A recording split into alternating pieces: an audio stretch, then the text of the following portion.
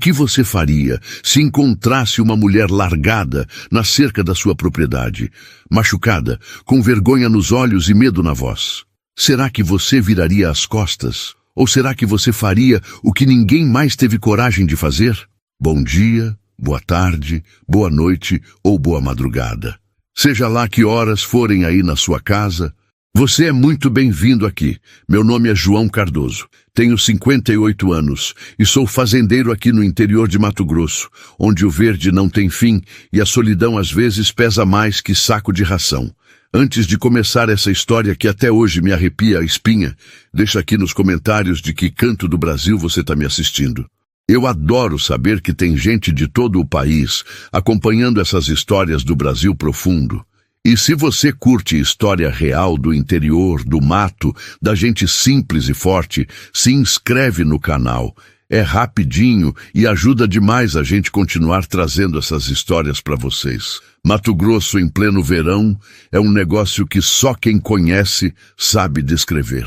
O verde da mata se mistura com o verde do pasto, formando um mar que balança com o vento quente. O cheiro de terra molhada depois da chuva da tarde se mistura com o perfume das flores do ipê amarelo que teima em florescer mesmo no calor. Os pássaros cantam desde antes do sol nascer. Bem te vi. Sabiá, arara azul passando em bando lá no alto. É bonito, mas também é duro. A vida aqui não perdoa mole. Eu tinha aprendido isso do jeito mais cruel há muitos anos atrás. Perdi minha mulher e minha filha pequena num acidente na estrada de chão. Caminhão desgovernado, chuva forte, não teve jeito. Desde aquele dia, a fazenda virou minha prisão e meu refúgio ao mesmo tempo. Eu trabalhava de sol a sol, cuidando do gado, consertando cerca, plantando roça, mas no fundo eu só estava tentando não pensar, não sentir, não lembrar do sorriso da minha menina pedindo para eu levar ela para ver os bezerros novos. Eu tinha escolhido a solidão. Era mais fácil não se apegar a ninguém do que arriscar perder de novo. Naquela manhã de dezembro, o sol já estava alto quando eu saí para verificar a cerca do Pasto Sul. Tinha chovido forte na noite anterior, e eu sabia que alguns mourões podiam ter cedido com a enxurrada. Montei no cavalo Mouro, meu companheiro de tantos anos, e segui pela trilha estreita, que cortava a mata ciliar do córrego. O canto dos pássaros estava diferente, mais agitado, mais nervoso. Cavalo velho sente essas coisas. E o Mouro começou a bufar, orelha empinada, olhando para frente com desconfiança. Foi quando eu vi, na porteira velha que dava acesso ao pasto, uma figura encolhida, caída de lado, roupa rasgada grudada no corpo. De longe, pensei que fosse um animal ferido, mas quando cheguei mais perto, o coração me deu um pulo no peito.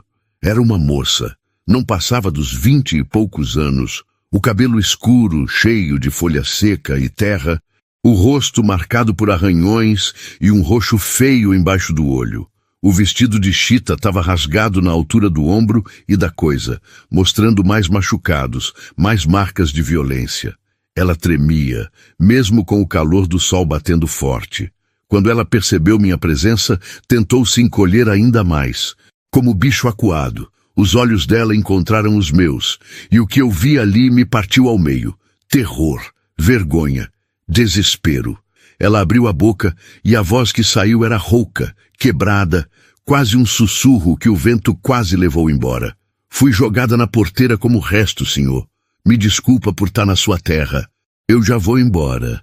Só me deixa descansar mais um pouquinho. As lágrimas começaram a escorrer, abrindo trilhas limpas no rosto sujo de poeira. Eu travei. Literalmente congelei em cima do cavalo, a mão ainda segurando a rédea, o corpo inteiro tenso. Aquela cena na minha frente tinha acabado de abrir uma ferida que eu pensava que estava cicatrizada. Minha filha. Se ela tivesse sobrevivido, teria mais ou menos a idade daquela moça. E se ela tivesse precisado de ajuda, eu ia querer que alguém parasse, que alguém enxergasse ela como gente, não como problema. Desmontei devagar, fazendo barulho de propósito para não assustar ela ainda mais. Tirei o chapéu, segurei na mão, me abaixei a uns 2 metros de distância. Minha voz saiu mais suave do que eu imaginava que ainda era capaz de fazer. Moça, você está machucada. Precisa de ajuda. Eu não vou te fazer mal nenhum. Pode ficar tranquila. Ela balançou a cabeça, tentando se levantar, mas as pernas não obedeceram. Eu não mereço sua bondade, senhor. Eu sou suja. Eles disseram que eu não presto, que eu mereci o que aconteceu. A voz dela quebrou de novo, e ela enterrou o rosto nas mãos, os ombros tremendo com o choro que ela tentava engolir. Antes de eu continuar, me conta uma coisa. Se você tivesse no lugar dele, teria feito diferente? Teria virado as costas? Ou teria parado para ajudar alguém que a sociedade já tinha jogado fora? Deixa sua resposta aqui nos comentários. E se você está gostando dessa história do Brasil profundo, deixa aquele like. Ajuda demais o canal a crescer e trazer mais histórias do interior para vocês. Eu me aproximei mais um pouco, devagar, como se estivesse chegando perto de um potro assustado. Moça, escuta aqui o que eu vou te falar. Ninguém, eu disse ninguém, merece ser tratado desse jeito. Não interessa o que aconteceu, o que fizeram, o que disseram. Você é gente, e gente merece respeito e dignidade. Agora eu vou te levar lá para casa, vou te dar água, comida e vou chamar a Dona Teresa, que é benzedeira e cuida dos machucados. Você não precisa ter medo de mim. Ela levantou o rosto, os olhos vermelhos me estudando, procurando mentira, procurando armadilha. Mas eu segurei o olhar, firme, do jeito que meu pai me ensinou que homem de palavra faz. Devagar ela assentiu. Eu tirei minha camisa de manga comprida, fiquei só com a camiseta por baixo e estendi para ela. Põe isso por cima, para cobrir os machucados. Ela pegou a camisa com mãos tremendo e vestiu, abraçando o tecido como se fosse armadura.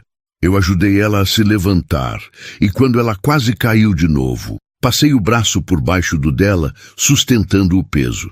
Cada passo até o cavalo era uma tortura para ela. Eu via pela cara que ela fazia, mas ela mordia o lábio e não reclamava.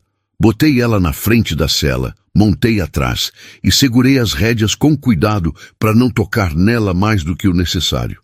O Mouro, cavalo sábio que era, andou devagar, como se soubesse que a carga que levava era frágil. O caminho até a sede da fazenda nunca tinha parecido tão longo. Ela não falou nada. Só ficou ali, o corpo tenso, a respiração curta. Eu também fiquei quieto. Às vezes, silêncio é mais respeitoso que palavra. Quando chegamos na casa, Dona Teresa, a benzedeira que morava ali perto e sempre dava uma mão quando precisava, estava justamente passando para deixar um vidro de remédio caseiro que ela tinha prometido. Quando ela viu a moça, o rosto dela se fechou daquele jeito que mulher sábia faz, quando reconhece sofrimento de outra mulher. Ai, meu Deus do céu! Que fizeram com essa menina? Ela veio correndo, me ajudou a descer a moça do cavalo e praticamente tomou conta da situação. Vem, minha filha, vem comigo. A Teresa vai cuidar de você. Elas entraram na casa. E eu fiquei ali parado no terreiro, o sol queimando minhas costas, o coração pesado feito pedra de moinho. Eu sabia que aquilo não ia acabar ali. Sabia que tinha uma história feia por trás daqueles machucados. E no fundo, eu sabia que eu não ia conseguir fingir que não tinha visto nada. Enquanto Dona Teresa cuidava da moça lá dentro, eu fiquei no alpendre, sentado no banco de madeira velha, enrolando um cigarro de palha só para ter o que fazer com as mãos. A cabeça fervia com perguntas. Quem tinha feito aquilo? Por que ela tinha sido jogada na minha porteira especificamente? Será que foi aviso? Será que foi acaso? Mato Grosso é grande, mas o interior é pequeno. Todo mundo conhece todo mundo, e todo mundo sabe quando tem gente poderosa fazendo maldade e saindo impune. Eu tinha passado anos me escondendo da vida, me escondendo de sentir qualquer coisa. Mas naquele momento, sentado ali, eu senti algo que não sentia faz tempo. Raiva, raiva de verdade. Raiva de saber que enquanto eu estava aqui cuidando do meu gado e da minha cerca, tinha gente sofrendo, tinha gente sendo pisada. E ninguém fazia nada porque era mais fácil fingir que não estava vendo. Dona Teresa saiu da casa enxugando as mãos num pano. O rosto dela estava sério, cansado. Ela é forte, essa menina. Mas ela passou por coisa terrível, João. Coisa que nenhuma mulher deveria passar. Ela não quer falar muito. Tá com medo. Mas ela deixou escapar um nome. Seu Valdecir. O sangue nas minhas veias virou gelo. Valdecir Monteiro. Fazendeiro grande da região, dono de metade das terras do município, homem que se achava dono de gente também. Todo mundo sabia das histórias. Trabalhador que sumia, moça que era assediada, família que era expulsa da terra sem dó nem piedade. Mas ninguém enfrentava ele, ninguém tinha coragem, porque Valdecir tinha dinheiro, tinha jagunço e tinha político no bolso. Eu cerrei os punhos. Dona Teresa colocou a mão no meu ombro. Você não vai fazer besteira, né, João? Eu sei o que você está pensando, mas esse homem é perigoso. Eu olhei para ela e a voz saiu mais firme do que eu esperava. Dona Teresa, eu passei anos da minha vida enterrado em dor, fugindo de tudo e de todos. Mas tem uma hora que a gente precisa escolher. Ou a gente continua fingindo que não vê, ou a gente faz alguma coisa. E eu cansei de fingir. Ela suspirou fundo, balançou a cabeça, mas não tentou me convencer do contrário. Ela sabia que tinha coisas que homem de bem não pode deixar passar. Naquela noite, a moça finalmente contou a história. Sentada na cozinha, com uma xícara de chá de erva cidreira tremendo nas mãos, ela falou devagar, a voz falhando em alguns momentos. O nome dela era Júlia. Ela trabalhava como doméstica na fazenda do Valdecir. A mãe dela era doente, precisava de remédio caro, e Júlia aceitou o trabalho porque prometeram pagar bem. No começo foi tranquilo, mas aí ele começou a fazer gracinha. Passou a mão onde não devia. Falava cada coisa suja que ela fingia não ouvir, porque precisava do dinheiro, até que uma noite ele foi mais longe, muito mais longe. Ela tentou fugir, mas os capangas dele pegaram ela, bateram nela e fizeram coisas que ela não conseguia falar em voz alta sem começar a tremer de novo. Quando terminaram, jogaram ela na beira da estrada, disseram que se ela abrisse a boca iam matar a mãe dela e que ninguém ia acreditar nela mesmo, porque ela era pobre e ele era rico. Ela tinha ficado vagando de madrugada, sem saber para onde ir, até desmaiar na minha porteira. Eu ouvi tudo em silêncio, a raiva crescendo dentro de mim como fogo de capim seco. Quando ela terminou, limpou as lágrimas com as costas da mão e olhou para mim com aquele olhar que carregava tanta dor que até doía de ver. O senhor vai me mandar embora agora, né? Vai ter medo de se meter em encrenca por minha causa. Eu me levantei devagar, cheguei mais perto, me abaixei na frente dela para ficar na altura dos olhos. Júlia, me escuta bem. Você não vai ser mandada embora. Você vai ficar aqui, segura, até a gente resolver isso do jeito certo. E eu te prometo, pela memória da minha filha que eu perdi, que quem fez isso com você vai pagar. Ela arregalou os olhos, incrédula. Mas como, senhor? Ele é poderoso. Ele tem tudo. Eu segurei a mão dela, firme, mas gentil. Júlia, poder não é nada sem vergonha na cara. E homem sem vergonha sempre escorrega na própria sujeira. A gente só precisa dar um empurrãozinho. Agora por um pouquinho, respira fundo e toma um gole do seu café ou tereré aí. Me diz que horas são, onde você tá e de que estado você tá me ouvindo. Eu leio todos os comentários e adoro saber que tem gente do Brasil inteiro acompanhando essas histórias. Se ainda não se inscreveu, se inscreve agora para não perder a próxima história do Brasil profundo. Os dias seguintes foram de preparação. Eu não ia sair por aí feito louco procurando briga. Isso não era mais o Velho Oeste. Aqui tinha que ser com a cabeça. Primeiro, conversei com o padre da cidade, Padre Anselmo. Homem bom que não tinha medo de falar a verdade. Contei para ele o que tinha acontecido e ele ficou branco de raiva santa. João, eu vou falar com o promotor. Esse homem precisa responder. Segundo, procurei o delegado. Mas esse era mais difícil. O delegado, seu Raimundo, era homem de Valdecir. Na hora que comecei a contar, ele já foi cortando. Olha, João, você sabe como são essas moças, né? Às vezes inventam história para arrumar dinheiro. Eu me inclinei para frente, os olhos fixos nele. Seu Raimundo, você tá me dizendo que uma moça se machuca daquele jeito sozinha só para inventar história? Você tá me chamando de mentiroso? Ele engoliu seco, desviou o olhar. Não é isso, João. É que o Valdecir é homem respeitado. Não posso sair acusando ele assim sem prova. Eu me levantei, a cadeira raspando no chão. Então a palavra dela não vale nada? A dignidade dela não vale nada? Ele não respondeu. Eu saí dali sabendo que a lei não ia me ajudar. Pelo menos não a lei dos homens. Mas tem uma coisa que eu tinha aprendido morando tanto tempo no interior. Todo mundo tem segredo. Todo mundo tem sujeira. E homem poderoso geralmente tem mais sujeira ainda. Comecei a conversar com os peões, com os trabalhadores das fazendas ao redor. Ofereci cachaça, ofereci cigarro, ofereci ouvido. E devagar, as histórias começaram a sair. Valdecir devia dinheiro para banco e estava desesperado. Valdecir tinha desmatado área proibida e escondido com documento falso. Valdecir tinha ameaçado uma família de poceiros com arma na cara. Cada história era uma pedra, e eu estava juntando todas elas para fazer uma avalanche cair na cabeça dele. Mas eu sabia que precisava de mais, precisava de algo concreto. Foi quando Júlia me disse, com voz ainda fraca, mas determinada, que ela sabia onde o Valdecir guardava os documentos falsos. Na casa-sede, num cofre velho, atrás de um quadro. Ela tinha limpado aquele escritório tantas vezes que sabia cada canto. Eu olhei para ela surpreso. Você tá falando sério? Ela assentiu. Eu quero ajudar, eu quero que ele pague. Não só por mim, mas por todas as outras que ele já machucou e vai machucar ainda. Eu não ia colocar ela em perigo de novo, mas eu podia usar a informação. Numa noite de lua nova, quando a escuridão era completa e o canto dos grilos enchia o ar, eu e mais 2 homens de confiança, Chico, peão velho da minha fazenda, e Tião, primo distante que tinha conta antiga com Valdecir, nos aproximamos da sede da fazenda dele. A casa estava quieta.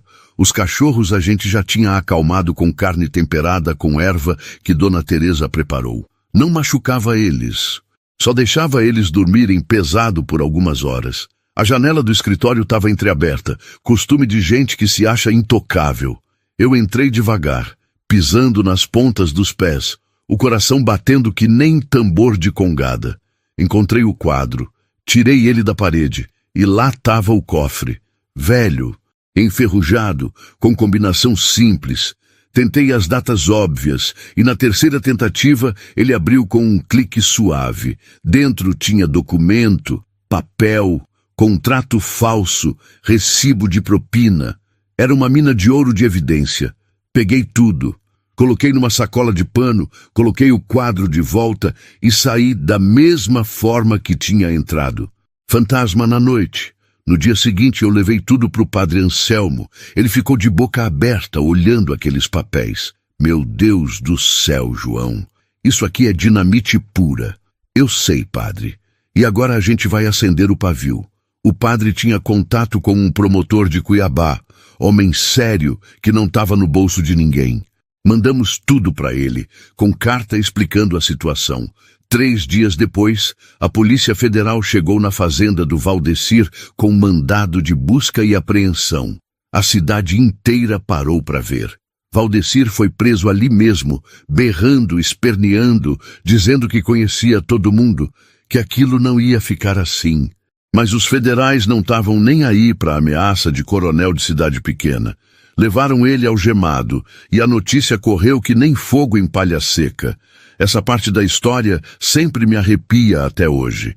E olha que eu já contei ela várias vezes. Se você está sentindo o mesmo, deixa aquele like aí e compartilha com alguém que você acha que ia gostar dessa história também. Ajuda muito o canal, de verdade. Júlia ficou na minha casa durante todo o processo. Devagar, ela foi se recuperando. Os machucados do corpo sararam primeiro. Os da alma iam levar mais tempo. Dona Teresa vinha todo dia, conversava com ela, fazia benzimento, dava chá calmante. Eu tratava ela como trataria minha própria filha.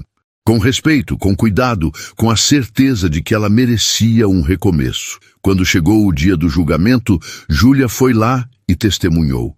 A voz dela tremeu no começo, mas foi ficando firme. Ela olhou Valdecir nos olhos e contou tudo, cada detalhe, cada humilhação, cada dor. E quando ela terminou, ela não estava mais encolhida. Ela estava de pé, de cabeça erguida, e pela primeira vez eu vi força verdadeira naqueles olhos. Valdecir foi condenado, perdeu tudo. A fazenda foi vendida para pagar dívida e indenização. Ele foi preso, e dizem que até hoje está lá velho e esquecido. Justiça demorou, mas chegou. Júlia não foi embora. Ela decidiu ficar.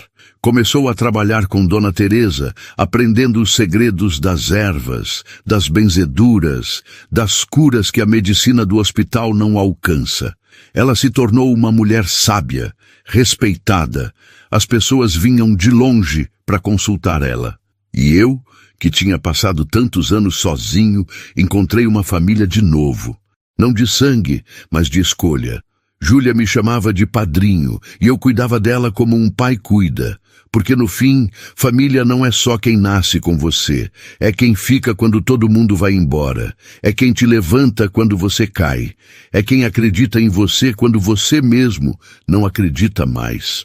A fazenda voltou a ter barulho de gente, voltou a ter riso, voltou a ter vida.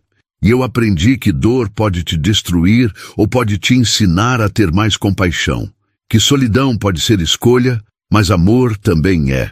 E que às vezes tudo que uma pessoa precisa para recomeçar é de alguém que pare, olhe e diga, você importa. E talvez essa seja a verdadeira lição dessa história. Que não importa quão fundo você caiu, quão quebrado você tá, sempre tem uma chance de se levantar de novo. Às vezes, tudo que a gente precisa é de alguém que acredite que ainda tem algo de bom em nós. E às vezes, a gente é esse alguém para outra pessoa. No Brasil profundo, a gente aprende que a vida é dura. Mas a gente é mais duro ainda quando tem amor no peito e propósito na alma.